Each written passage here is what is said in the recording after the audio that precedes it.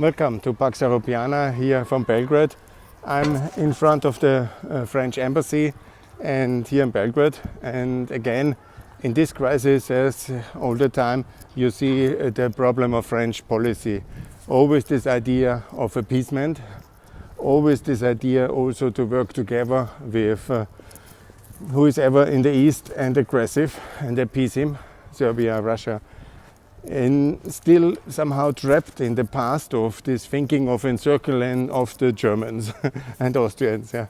And this balancing act it's now, as if we would not be all in NATO and in the EU. It's a tragedy, and I'm so disappointed by Macron.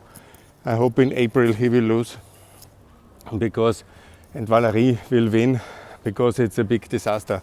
I'm for Mrs. Pécresse from the center right, and I hope she will come in the second turn and then win as an alternative to Macron, who has, with his policy of appeasement, contributed massively to this war in Ukraine today, and he has a lot of responsibility by rejecting Ukraine EU and NATO membership.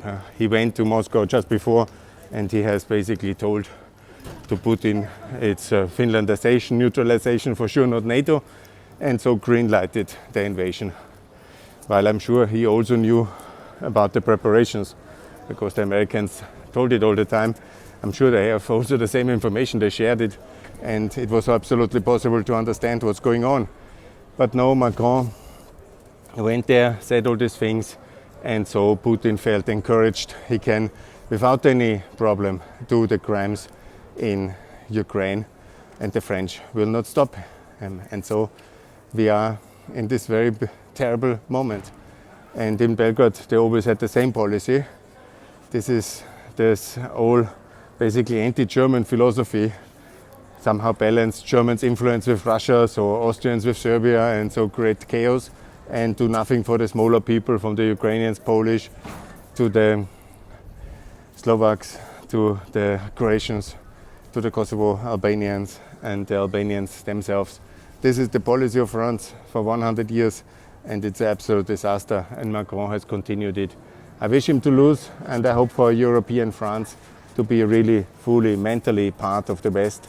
Like with Jacques Chirac, he was probably the best French president. Also, he passed away recently, and he would be shocked to see what Macron has done to Europe. Yes, I hope for a reasonable France, a European France. Bye from Belgrade. Bye.